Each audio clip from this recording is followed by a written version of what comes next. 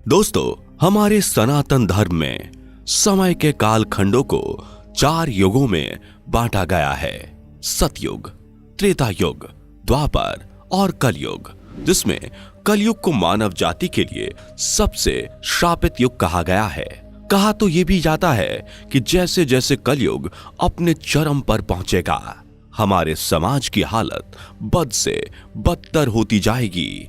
लेकिन आपको जानकर हैरानी होगी, प्राचीन समय में एक ऐसे महर्षि भी हुए जिन्होंने कलयुग को सभी युगों में सबसे सर्वश्रेष्ठ युग बताया। दोस्तों, कौन थे वो महर्षि? क्यों उन्होंने कलयुग को सर्वश्रेष्ठ युग बताया? और उनके ऐसा कहने के पीछे क्या तर्क था? अगर आप भी इन सारे सवालों के जवाब जानना चाहते हैं तो इस वीडियो में अंत तक जरूर बने रहिएगा। वीडियो काफी ज्यादा इंटरेस्टिंग होने वाली है, इसलिए अगर आपने अब तक हमारे चैनल को सब्सक्राइब नहीं किया तो फटाफट से सब्सक्राइब करके बेल आइकन को प्रेस कर दें, ताकि हमारी आने वाली वीडियोस की नोटिफिकेशन आपको मिलती रहे। तो चलिए शुरू करते हैं। दोस्तों, यहां सबसे पहले तो आप यह जान लीजिए कि हम जिस महर्षि की बात कर रहे हैं उनका नाम है महर्षि वेद व्यास। उन्होंने ही कलयुग को सभी युगों में सर्वश्रेष्ठ युग बताया है। दोस्तों, इससे जुड़ी कथा का वर्णन आपको विष्णु पुराण के 6ठे अंश के अध्याय 2 में मिल जाएगी। कथा के अनुसार एक बार ऋषियों की सभा में चर्चा हो रही थी कि कौन सा युग सर्वश्रेष्ठ है। कोई सतयुग, कोई त्रेता तो कोई द्वापर को श्रेष्ठ बता रहा था। सभा किसी भी युग की श्रेष्ठता को लेकर एक मत नहीं हो पा रही थी, जिसके बाद सभी ऋषि गणों ने मिलकर यह फैसला किया कि वे इस समस्या के समाधान के लिए महर्षि वेद व्यास के पास जाएंगे। जब सभी ऋषिगण महर्षि वेद व्यास की कुटिया के समीप पहुंचे तो उन्होंने देखा कि महर्षि व्यास जी गंगा में डुबकी लगाकर ध्यान कर रहे हैं। इसीलिए अब सभी ऋषि प्रतीक्षा करने के लिए वहीं नदी के तट पर एक वृक्ष के नीचे बैठ गए। कुछ समय बाद महर्षि व्यास ध्यान से उठकर जल में खड़े हो गए और फिर उन्होंने जल में डुबकी मारी और ऊपर आने पर युगों में कलयुग, वर्णों में शूद्र और इंसानों में स्त्री श्रेष्ठ है जपने लगे। महर्षि को ऐसा करते हुए देख यहां ऋषिगण कुछ समझ पाते उससे पहले ही व्यास जी फिर डुबकी मारते हैं और ऊपर आकर कहने लगे, शूद्र तुम श्रेष्ठ हो और तुम ही धन्य हो। अब सभी ऋषिगण एक दूसरे की तरफ आश्चर्य से देखने लगे। वे कुछ कहते तब तक वेद व्यास जी गंगा में तीसरी डुबकी लगाते हैं और ऊपर आकर जपने लगते हैं, स्त्रियां ही साधु हैं और उनसे धन्य कोई नहीं है। गंगा तट पर वृक्ष के पास बैठे हुए सभी ऋषिगण महर्षि व्यास के इस व्यवहार पर आश्चर्यचकित होकर आपस में बात करते हुए कहने लगे कि अब तक तो हम लोगों ने सुना था कि युगों में कलयुग श्रापित युग है और जातियों में ब्राह्मण ही श्रेष्ठ है, तो फिर व्यास जी ये कौन सा मंत्र जप रहे हैं? सभी ऋषि इस पर सोच विचार कर रहे थे। तभी व्यास जी नदी से बाहर निकलकर अपनी कुटिया में चले जाते हैं। व्यास जी को कुटिया में जाता हुआ देखकर सभी ऋषिगण भी उनके पीछे पीछे जाते हैं। जिसके बाद व्यास जी अपनी कुटिया में आए सभी ऋषियों का स्वागत करते हुए पूछते हैं, कहिए ऋषिगण, आज आप सबका मेरे यहाँ कैसे आना हुआ? जिस पर ऋषियों ने कहा, महर्षि, हम आपके पास एक समस्या के समाधान के लिए आए थे, लेकिन आप नदी में डुबकी लगाते समय जिस मंत्र का जप कर रहे थे उस मंत्र ने हम सभी को असमंजस में डाल दिया है। आखिर कलयुग सभी युगों में श्रेष्ठ कैसे हुआ? कृपया करके आप इसका जवाब दें। ऋषियों की बात सुनकर व्यास जी ने कहा, हे ऋषिगण, इसमें असमंजस की क्या बात है? मैंने जो भी कहा सत्य कहा।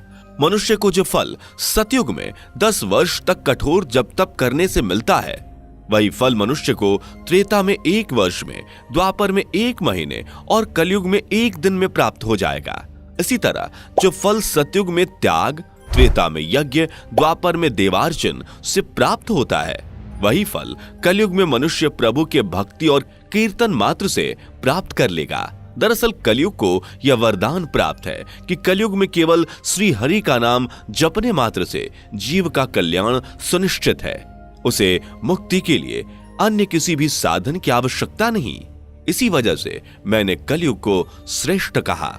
इतना सुनने के बाद सभी ऋषिगण आगे वेद व्यास जी से कहते हैं, महर्षि, आपने नदी में दूसरी डुबकी लगाते कहा था कि कलयुग में शूद्र श्रेष्ठ है। आखिर यह संभव कैसे है? समाज का सबसे निम्न वर्ण श्रेष्ठ कैसे हो सकता है? इस पर वेद व्यास जी कहते हैं, पहले ब्राह्मणों को ब्रह्मचर्य व्रत का पालन करना होता था, जिसके बाद वे अनुशासन एवं धर्म की मर्यादा में रहते हुए वेद, शास्त्रों एवं मंत्रों का अध्ययन करते थे, और इसके बाद ही वे अन्य वर्णों का मार्गदर्शन के लिए उन्हें धर्म ज्ञान देते थे। इस तरह से प्रत्येक ब्राह्मण अपने कर्तव्य का निर्वहन करते हुए उच्च पद को प्राप्त होते थे। लेकिन कलयुग में ब्राह्मणों में ये सभी गुण देखने को नहीं मिलेगा, इसलिए वे सभी उच्च पद को प्राप्त नहीं होंगे। लेकिन शूद्रों में पहले से ही ब्रह्मचर्य और शास्त्रों के अध्ययन का नियम लागू नहीं होता आ रहा है, इसलिए कलयुग में जो शूद्र होंगे वे अपनी सेवा भाव के बल पर उच्च पद को अर्जित कर लेंगे। इसलिए मैंने शूद्र को कलयुग में सभी मनुष्यों में श्रेष्ठ कहा।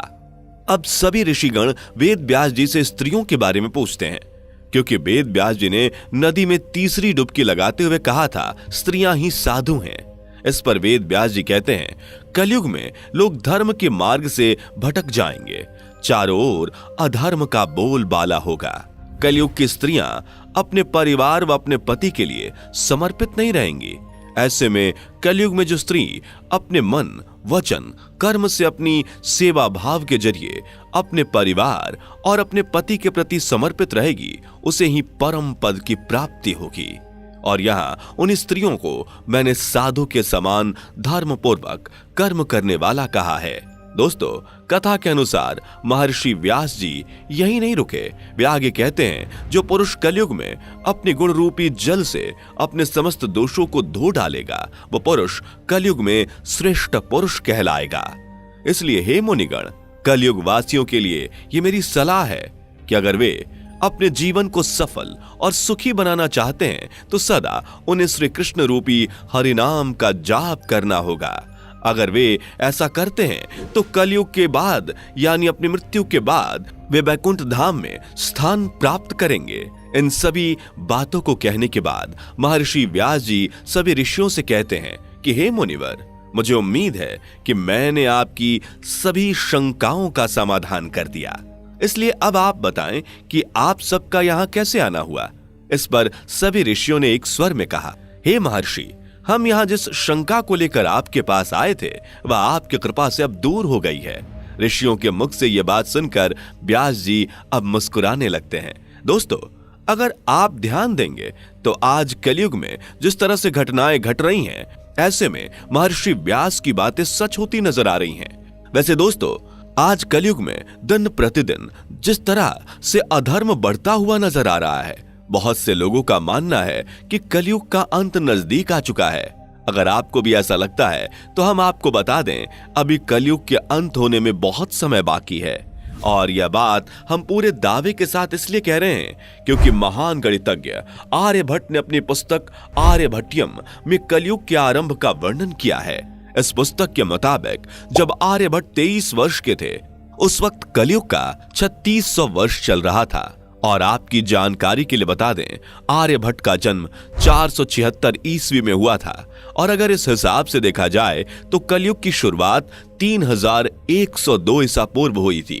अब ऐसे में अगर कलयुग की समाप्ति की बात करें तो इसका भी हमारे धर्म पुराणों में वर्णन मिलता है, जहां कलयुग की कुल अवधि 4,32,000 साल बताई गई है।